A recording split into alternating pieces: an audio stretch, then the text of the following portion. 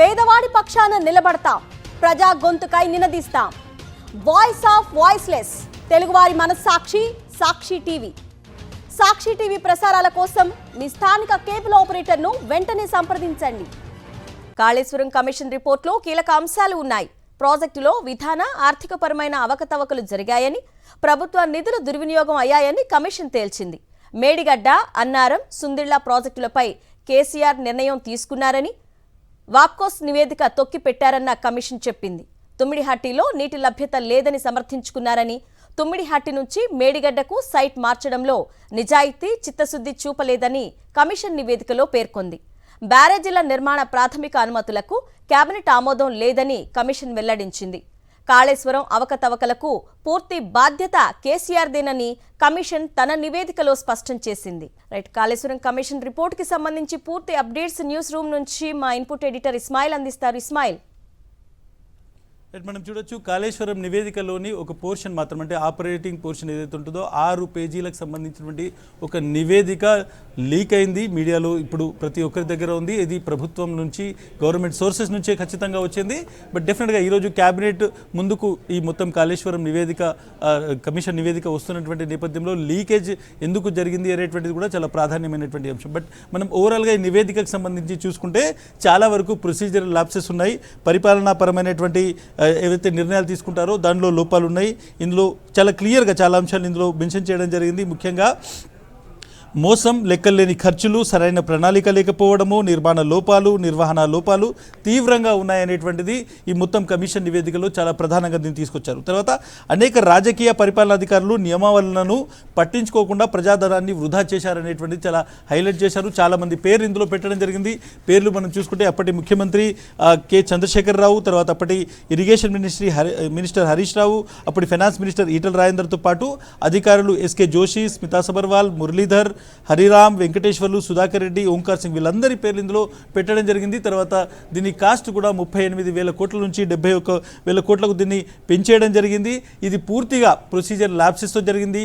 అసలు ఈ మొత్తం బ్యారేజ్లు ఎక్కడ కట్టాలి అనేటువంటి దాని మీద ఏవైతే జీవోస్ వచ్చాయో ఆ టైంలో వాటిని క్యాబినెట్ అప్రూవల్ లేదు, క్యాబినెట్ ముందు తీసుకురాకుండానే మొత్తం నిర్ణయం తీసుకున్నారు. చాలా చోట్ల డబ్బు వృధా జరిగింది. ఈవెన్ కాంట్రాక్ట్లు అప్పచెప్పేటువంటి సమయంలో ఏదైతే సిడబ్ల్యూసీకి సంబంధించినటువంటి గైడ్లైన్స్ ఉందో దాని ప్రకారము టర్న్ కీ పద్ధతిలో చేయాలి, అలా చేయకుండా లంసం పద్ధతిలో చేశారు. దీనివల్ల పెద్ద ఎత్తున డబ్బు వృధా అయింది. కాళేశ్వరం ప్రాజెక్ట్ అనేటువంటిది లైఫ్ లైన్ ఆఫ్ తెలంగాణ అటువంటి పేరుతో దీన్ని తీసుకొచ్చారు. కానీ ఇది అలా జరగలేదు. ఇది పెద్ద ఎత్తున డబ్బు వృధా జరిగింది. తర్వాత దీనికి సంబంధించి ఈ మొత్తం రిపోర్ట్లో చాలా కీలకమైనటువంటి ఇంకొక అంశం ఏంటంటే, ఏదైతే ఎక్స్పర్ట్ కమిటీ నివేదిక ఉందో ఆ ఎక్స్పర్ట్ కమిటీ నివేదికకు సంబంధించి దాన్ని ఫైండింగ్స్ని ఎక్కడ కూడా తీసుకోలేదు, దాన్ని తొక్కిపెట్టారు అనేటువంటి చాలా కీలకమైనటువంటి అంశాలను ప్రస్తావిస్తూ ఈ 6 పేజీల నివేదిక ఏదేందో ఇప్పుడు ఒక విధంగా మీడియాకు ప్రభుత్వం నుంచి లీక్ వచ్చింది. సో డెఫినెట్గా ఈరోజు క్యాబినెట్లో ఎటువంటి నిర్ణయం తీసుకుంటారు, ఈ మొత్తం రిపోర్ట్లో డెఫినెట్గా అవకతవకలు జరిగాయనేటువంటిది ఈ కమిషన్ రిపోర్ట్ చెప్తోంది.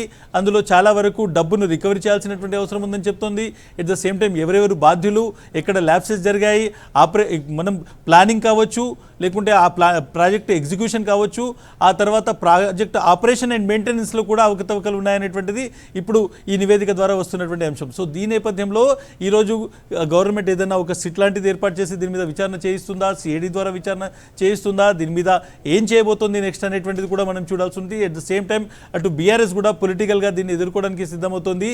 ఇవన్నీ కూడా తప్పుడు ఆరోపణలు. ముఖ్యంగా చాలా వరకు ప్రొసీజరల్స్గా తీసుకోవాల్సినటువంటి జాగ్రత్తలు తీసుకున్నాము. At the same time cabinet అనుమతి ఉంది, ఒకే పూర్తిగా ప్రాజెక్ట్ అనుమతి ఉన్నప్పుడు మరిసారి ఇండివిజువల్గా చాలా వాటికి అనుమతులు తీసుకోవాల్సినటువంటి అవసరం లేదు అనేటువంటిది బీఆర్ఎస్ నుంచి వస్తున్నటువంటి మాట.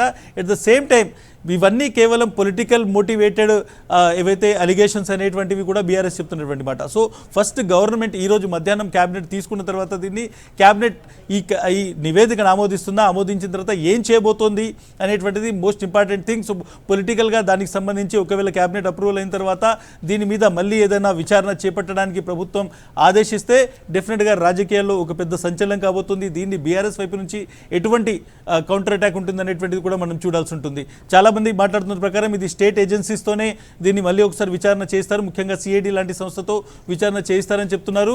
సిబిఐ లాంటి దాని గురించి ఒక డిమాండ్ వచ్చేటువంటి అవకాశం ఉంది. బీజేపీ లాంటి పార్టీలు ఇది డిమాండ్ కూడా చేసేటువంటి అవకాశం ఉంది.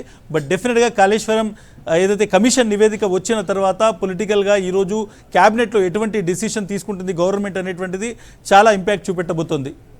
Right Ismail, thank you.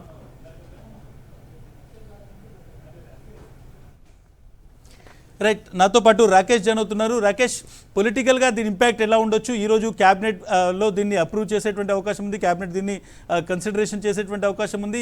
ఈ రిపోర్టు కన్సిడరేషన్ చేసిన తర్వాత కాంగ్రెస్ సోర్సెస్, ముఖ్యంగా గవర్నమెంట్లో ఉన్నటువంటి మినిస్టర్స్ ఏం చెప్తున్నారు? ఫర్దర్గా ఏమైనా ఎంక్వైరీ చేసేటువంటి అవకాశం ఉందా? సిట్ లాంటిది ఏర్పాటు చేసేటువంటి అవకాశం ఉందా? గవర్నమెంట్ స్ట్రాటజీ ఏ విధంగా కనిపిస్తుంది దీని మీద? రాకేష్. ఎస్, ఖచ్చితంగా కాళేశ్వరం కమిషన్ ఇచ్చిన నివేదికను ఆధారంగా మరొక దర్యాప్తు సంస్థకు ఈ యొక్క నివేదికను అప్పచెప్పి పూర్తిస్థాయి దర్యాప్తుకు ఆదేశాలు జారీ చేసే అవకాశం కనిపిస్తూ ఉంది. కమిషన్ నివేదిక ఇచ్చినప్పటికీ దీన్ని నిరూపించడం కోసం స్పష్టమైన ఆధారాలు అవసరం. దానికోసం ఎవరైతే ఇందులో నిందితులుగా, ఎవరైతే ఆరోపణలుగా ఆదేశిస్తూ ఇందులో కమిషన్ నివేదికలో పేర్కొందో వారందరితో కూడా విచారణ చేపించే అవకాశం కనిపిస్తూ ఉంది. ముఖ్యంగా సిట్కు ఈ విచారణకు సంబంధించిన అధికారాలు కట్టబెట్టే అవకాశం కనిపిస్తూ ఉంది. ఈరోజు మధ్యాహ్నం కేబినెట్ సమావేశం జరగబోతోంది. కేబినెట్ సమావేశం ముందుకు ఏదైతే ఇప్పుడు సాక్షి టీవీలో ప్లే అవుతున్న రిపోర్ట్ ఉందో అది కేబినెట్లో చర్చ జరగబోతూ ఉంది.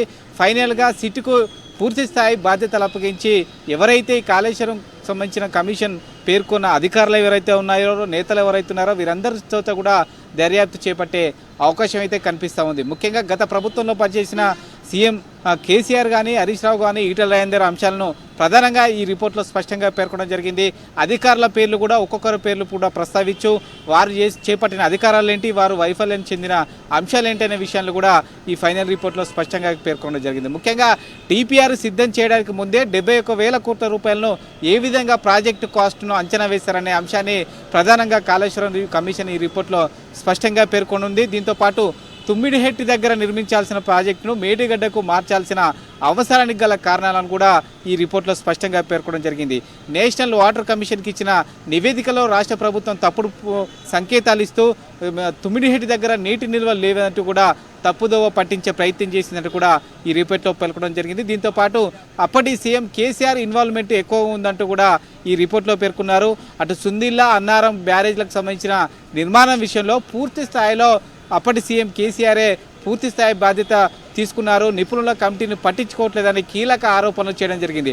ఎక్స్పర్ట్ కమిటీ నివేదికను ఈ బుట్టదాఖలు చేసింది గత రాష్ట్ర ప్రభుత్వం అనే విషయాన్ని స్పష్టంగా ఈ నివేదికలో పేర్కొనడంతో అత్యంత కీలకమైన అంశాలుగా వీటిని చెప్పుకోవచ్చు. వీటి ఆధారంగానే నెక్స్ట్ సిట్ అయినా మరొక దర్యాప్తు సంస్థ అయినా కూడా విచారణ చేపట్టే అవకాశం కనిపిస్తుంది. ఇది పొలిటికల్ టర్న్ కూడా తీసుకునే అవకాశం కనిపిస్తూ ఉంది. ఎందుకంటే ఏకంగా అప్పటి సీఎం అలాగే అప్పటి ఆర్థిక మంత్రి, ఇరిగేషన్ శాఖ మంత్రిని ఎక్కుపెట్టి ఈ కాళేశ్వరం కమిషన్లో కీలక అంశాలు ప్రస్తావించిన నేపథ్యంలో బీఆర్ఎస్ నేతలు కూడా దీనిపైన తీవ్ర స్థాయిలో స్పందించాల్సిన పరిస్థితి ఏర్పడిందని కూడా చెప్పుకోవచ్చు. ఎట్ ది సేమ్ టైము కాళేశ్వరంలో అవినీతి జరిగిందంటూ కూడా బీజేపీ నేతలు కూడా గత అసెంబ్లీ పార్లమెంట్ ఎన్నికల్లో ఆరోపించిన నేపథ్యంలో ఈ నివేదికను ఆధారంగా చూపి బీఆర్ఎస్కు సంబంధించిన నేతలు కానీ అలాగే ఈ యొక్క నిర్మాణంలో పంచుకున్న అధికారుల విషయంలో కానీ అరెస్టులు చేయమంటూ కోరే అవకాశం అయితే కనిపిస్తూ ఉంది. 3 పార్టీల నడుమ కాళేశ్వరం కమిషన్ రిపోర్ట్ మాత్రం పొలిటికల్ టర్న్ తీసుకోబోతూ ఉంది. రాజకీయ ఆరోపణలకైతే ఇది కేంద్ర బిందువుగా ఖచ్చితంగా అవుతుందనేది ఎటువంటి సందేహం లేదు. ఇస్మాయిల్, డెఫినెట్గా మనం కమిషన్ రిపోర్ట్ను ఒకసారి చూస్తే ఇవి ఆరోపణలు మాత్రమే. అంటే అప్పటి ముఖ్యమంత్రిగా ఉన్నటువంటి కేసీఆర్ పూర్తిగా ఇందులో ఇన్వాల్వ్ అయ్యారు, ఆయన డెసిషన్స్ తీసుకున్నారు, దీనికి ప్రాపర్గా ఎక్కడ కూడా ప్లానింగ్ లేదు, ఎక్స్పర్ట్ కమిటీ ఇవన్నీ చెప్తున్నారు. బట్ ఇది ప్రూవ్ చేయాలి అన్నప్పుడు డెఫినెట్గా ఒక ఇన్వెస్టిగేషన్ అవసరమవుతుంది. కానీ మీరు చాలా కాలంగా సీఎంఓను కూడా కవర్ చేస్తున్నారు. బట్ ఒక ముఖ్యమంత్రి డెసిషన్స్ తీసుకున్న తర్వాత ఒక ప్రాజెక్టు విషయంలో ఎగ్జిక్యూషన్ అనేటువంటిది మోస్ట్లీ అధికారుల చేతుల్లో ఉంటుంది. దీన్ని కమిషన్ చెప్పినటువంటి ఆరోపణలు ఫర్దర్ ఇన్వెస్టిగేషన్లో ఎక్కడైనా రుజువు అవుతాయా నిజంగానే? ఎందుకంటే ఆరోపణలు చేయడం వేరు, అక్కడ ఉన్నటువంటి వాస్తవం ఏంటిది అనేటువంటిది దాన్ని ఆధారాలతో సహా చూపెట్టడం వేరు.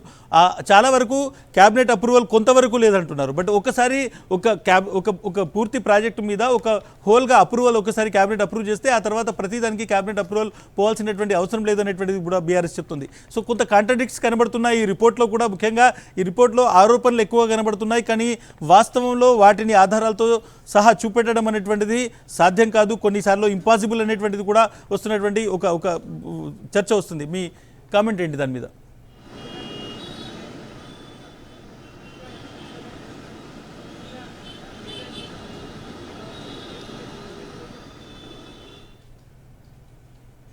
రైట్, మనం ఒకసారి మళ్ళీ రాకేష్ని కలుద్దాం. నేను ఒక కీలకమైనటువంటి అంశాన్ని చెప్తున్నాను.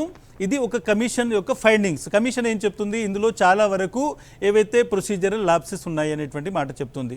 బట్ ప్రొసీజరల్ ల్యాప్సెస్ చెప్తున్నటువంటి సమయంలో చాలా ఆధారాలు సేకరించాల్సి ఉంటుంది. ఎందుకంటే ఒకవేళ నిజంగానే క్యాబినెట్ అప్రూవల్ లేదు అనేటువంటి మాటను మనం కట్టుబడి ఉందాం. ఏం చెప్తున్నారు, ఇందులో క్యాబినెట్ ఆమోదం లేకుండా జీవోలు, మొదటి 3 జీవోలు 231, 233, ఇవి 231, 232, 233 2016 మార్చి 1వ తేదీన ఇచ్చినటువంటి జీవోలను చెప్తున్నారు క్యాబినెట్ ఆమోదం లేకుండా. క్యాబినెట్ ఆమోదం లేకుండా జీవోలు ఇచ్చారు అనేటువంటి దాన్ని ప్రూవ్ చేయాలంటే క్యాబినెట్ భేటీలో, అంతకంటే ముందు జరిగినటువంటి క్యాబినెట్ భేటీలో ఈ కాళేశ్వరం ప్రాజెక్టుకు సంబంధించినటువంటి ప్రస్తావన కావచ్చు, లేకుంటే ఆ క్యాబినెట్ మినిట్స్లో, క్యాబినెట్ ఎజెండాలో ఇది లేదు అని ప్రూవ్ చేయాల్సి ఉంటుంది. బట్ బీఆర్ఎస్ ముందు నుంచి ఏం చెప్తుందంటే, మేము ఒకసారి ఈ ప్రాజెక్టుకి సంబంధించి చాలా కీలకమైనటువంటి ప్రాజెక్ట్ కట్టాలి, ప్రాజెక్ట్ సంబంధించినటువంటి ఒక ఓవరాల్ స్ట్రక్చర్ ఉండాలి, ఇది అనేటువంటిది క్యాబినెట్లో అప్రూవల్ తీసుకున్నాం. ఆ తర్వాత జరిగేటువంటి ప్రొసీజర్లో భాగంగా ప్రతి బ్యారేజ్కి, ప్రతి జీవోకు క్యాబినెట్ అప్రూవల్ అనేటువంటి దాన్ని చాలా సందర్భాల్లో బిజినెస్ రూల్స్లో ఉండదు అనేటువంటి మాట తీసుకొస్తున్నారు. ఎట్ ద సేమ్ టైం ముఖ్యమంత్రి ఇన్వాల్వ్మెంట్ గురించి చాలా ఎక్కువ అప్పటి ముఖ్యమంత్రి ఉన్నటువంటి ఏదైతే ఉన్నారో ముఖ్యమంత్రి ఇన్వాల్వ్మెంట్ గురించి చాలా ఎక్కువగా రాసుకురావడం జరిగింది. సో ఆ ఇన్వాల్వ్మెంట్ అనేటువంటిది నిజంగా జరిగిందా లేదా అనేటువంటిది ఏ విధంగా దీన్ని ప్రూవ్ చేయగలుగుతారు అనేటువంటిది కూడా ఉన్నాయి. చాలా డౌట్స్, చాలా క్వశ్చన్స్ రేజ్ అవుతున్నాయి. ఒక్కసారి రాకేష్ ఉన్నారు. రాకేష్, చాలా డౌట్స్, చాలా అలిగేషన్స్ ఉన్నాయి, చాలా వరకు ఇందులో ల్యాప్సెస్ జరిగినాయి ఉన్నాయి. కానీ వాటిని ప్రూవ్ చేయడం అనేటువంటిది ఫర్దర్గా ఇన్వెస్టిగేషన్ ఏజెన్సీకి సాధ్యమవుతుందా? ఇవి కేవలం అలిగేషన్స్గా మాత్రమే మిగిలిపోతాయా? ఎస్, ఖచ్చితంగా ఇది పొలిటికల్ అంశంగా మిగిలిపోతుందనే ఒక చర్చ అయితే ఖచ్చితంగా కనిపిస్తూ ఉంది. ఎందుకంటే కాళేశ్వరం కమిషన్ రిపోర్ట్ ఇచ్చింది, కానీ రిపోర్ట్లో కీలక అంశాలు ప్రస్తావించినప్పటికీ ఎక్కడ కూడా ఆధారాలు స్పెసిఫిక్గా ఫైనలైజ్ చేయలేదు. దాని విషయంలో కొంత సందిగ్ధత నెలకొంది. ఎందుకంటే ఒక కేసు విషయంలో దోషులుగా తేల్చాలంటే ఆధారాలు ఖచ్చితంగా అవసరం. కానీ ఇప్పుడు కాళేశ్వరం కమిషన్ ఇచ్చిన రిపోర్ట్లో ఎక్కడ కూడా ఆధారాలు చూపెట్టలేదు. కానీ కొన్ని ల్యాబ్స్ జరిగాయి, కొంత అవినీతి జరిగింది అంటూ కూడా కేవలం పొలిటికల్ స్టేట్మెంట్ లాగా కొంత కనిపిస్తున్నది. దీని నేపథ్యంలో ఏ మేరకు దీన్ని రుజువు చేయగలుగుతారు అనేది రాష్ట్ర ప్రభుత్వానికి ఒక ఛాలెంజింగ్గా మెరిగిందని కూడా చెప్పుకోవచ్చు. నిజానికి ఎన్నికల సమయంలో కాంగ్రెస్ పార్టీ ఈ ఆరోపణలను చేసింది, ఈ ఆరోపణలకు అనుగుణట్టుగానే ఈ రిపోర్ట్ ఉండడంతో ఇది పొలిటికల్ టర్న్ తీసుకుందనే ఒక చర్చ అయితే జరుగుతూ ఉంది. అయితే ఆధారాలు సేకరించడం కోసమే ఈరోజు క్యాబినెట్లో ఒక దర్యాప్తు సంస్థకు ఈ పూర్తి బాధ్యత అప్పచెప్పే అవకాశం ఉన్నట్టుగా తెలుస్తూ ఉంది. అది సిట్ కావచ్చు, లేకుంటే ఏసీబీలా ఇంకేదైనా శాఖకి ఇస్తారనేది చూడాల్సిన అవసరం ఉంది. లేదంటే ఇది ఇక్కడ టెక్నికల్గా ఎవరికైనా ఇప్పటికే సిబిఐకి అప్పగించాలని బీజేపీ డిమాండ్ చేస్తున్న నేపథ్యంలో దానికి ఏమైనా కోర్టులో బాల్ వేసే అవకాశం ఉందా? ఎందుకంటే కాళేశ్వరం కమిషన్ రిపోర్ట్ ఆధారంగా చేసి రిపోర్ట్ ఇవ్వమని చెప్పే అవకాశం ఉన్న నేపథ్యంలో సిబిఐ లాంటి సంస్థకి ఇస్తే అటు బీజేపీని కూడా ఇరుకున పెట్టొచ్చనే ఒక ఎత్తుగడ ఏమైనా వేసే అవకాశం ఉందని అయితే చర్చ అయితే ప్రస్తుతం ఈరోజు క్యాబినెట్లో జరిగే అవకాశం అయితే కనిపిస్తూ ఉంది.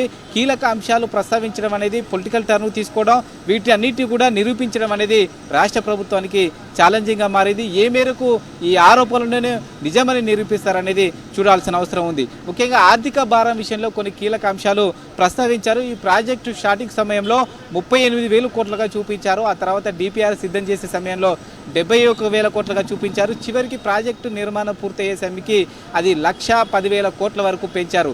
ఇంత వేరియేషన్ రావడానికి గల కారణాలు కూడా ఈ కమిషన్ ఈ రిపోర్ట్లో పేర్కొనడం జరిగింది. ఉద్దేశపూర్వకంగా ఎక్కడికక్కడ ప్లేస్లు, ప్రాజెక్టు నిర్మాణం యొక్క స్థలాన్ని అనేది కూడా మార్చడం వల్ల నిర్మాణం కాస్ట్ పెరిగింది. దీంతోపాటు పంప్ హౌజుల కోసమే కొన్ని బ్యారేజీలు నిర్మించారనేది కూడా ఈ రిపోర్ట్లో పేర్కొన్నారు. దీని విషయంలో కూడా టెక్నికల్ అంశాలు ఇక్కడ ప్రస్తావించాల్సిన అవసరం ఉంది. క్యాబినెట్కు దీన్ని అంతా కూడా నిరూపించాల్సిన అవసరం అయితే ఉందని కూడా చెప్పుకోవచ్చు. ముఖ్యంగా తుమ్మిడిహెట్టి దగ్గర కట్టాల్సిన ప్రాజెక్టును మేడిగడ్డకు మార్చడానికి గల కారణాలను టెక్నికల్ అంశాలతోనే ఇక్కడ క్యాబినెట్ ముందుకు తీసుకురావాలి. కమిషను ఏ మేరకు వీటికి సంబంధించిన ఆధారాలు సమర్పించింది అనేది ఇక్కడ కీలకంగా మారబోతా ఉంది.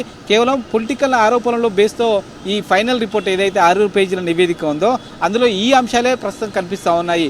తప్పులు ఎత్తు చూపే విధంగా ఈ యొక్క రిపోర్ట్ ఉంది తప్పితే దానికి గల కారణాలు, మార్చడానికి గల ఆరోపణలకు సంబంధించిన అంశాలను మాత్రం ఎక్కడ కూడా కమిషన్ పేర్కొనలేదు. ఒకవేళ 600 పేజీల నివేదికలు ఉన్నప్పటికీ ఫైనల్ రిపోర్ట్లో అది చేర్చారా లేదనేది కూడా ఒక సందిగ్ధత ఉంది. క్యాబినెట్ మీటింగ్ తర్వాత ఈ అంశాలను మంత్రులు లేదంటే సీఎం మాట్లాడే అవకాశం ఉన్నట్టుగా తెలుస్తూ ఉంది.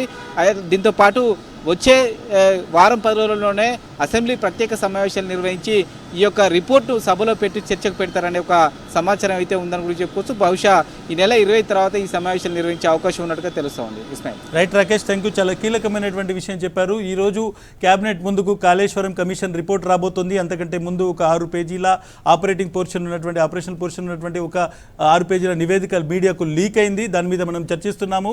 ఈరోజు క్యాబినెట్ దీనిని కాగ్నిజెన్స్లోకి తీసుకోవడం, అంటే దీన్ని అప్రూవ్ చేయడము ఈ రిపోర్ట్ను, ఆ తర్వాత దానిని ఒక వారం 10 రోజుల తర్వాత అసెంబ్లీలో పెట్టడము, దాని మీద ఒక సుదీర్ఘమైనటువంటి చర్చ చేయడం అనేటువంటిది గవర్నమెంట్ స్ట్రాటజీగా కనిపిస్తుంది. ఆ తర్వాత ఈ మొత్తం కేసును ఏదైనా ఒక స్టేట్ ఇన్వెస్టిగేషన్ ఏజెన్సీ సిఐడి లాంటి ఏజెన్సీకి ఇచ్చి ఒక సెపరేట్ సిట్ లాంటిది ఏర్పాటు చేసి దీని మీద విచారణ చేసేటువంటి అవకాశం ఉంది. బీజేపీ లాంటి పార్టీలు కేంద్రంలో అధికారంలో ఉన్నారు కాబట్టి సిబిఐ ఎంక్వైరీ కోరేటువంటి అవకాశం కూడా కనిపిస్తుంది. బట్ డెఫినెట్గా ఈ కాళేశ్వరం కమిషన్ ఇచ్చినటువంటి రిపోర్టు మోస్ట్లీ పొలిటికల్ అలిగేషన్స్ లాగా ఉంది అనేటువంటిది బీఆర్ఎస్ నుంచి వస్తున్నటువంటి ఆరోపణ. సో ఫర్దర్గా ఇందులో ఉన్నటువంటి ఆరోపణలు ఏవైతే ఉన్నాయో వాటిని ఒక ఆధారాలతో సహా ప్రూవ్ చేయడం అనేటువంటిది డెఫినెట్గా ఒక పెద్ద ఛాలెంజింగే. కేవలం ఇవి ఆరోపణలు మాత్రమే. అయితే ఈ డీవియేషన్స్ ఉన్నాయా లేదా అనేటువంటిది ఆధారాలతో సహా కోర్టు ముందు ఉంచితేనే నిజంగానే తప్పు జరిగింది అనేటువంటిది నిర్ధారణ అయ్యేటువంటి అవకాశం ఉంది. బట్ డెఫినెట్గా వచ్చేటువంటి కొద్ది రోజుల పాటు, కొద్ది నెలల పాటు, బహుశా కొద్ది సంవత్సరాల పాటు కాళేశ్వరం కమిషన్ ఇచ్చినటువంటి ఈ రిపోర్టు మీద డెఫినెట్గా రాజకీయ ఆరోపణలు, ప్రత్యారోపణలు జరిగేటువంటి అవకాశం అయితే చాలా స్పష్టంగా కనిపిస్తుంది. Over to studio. Right Ismail, thank you. And Rakesh, thank you.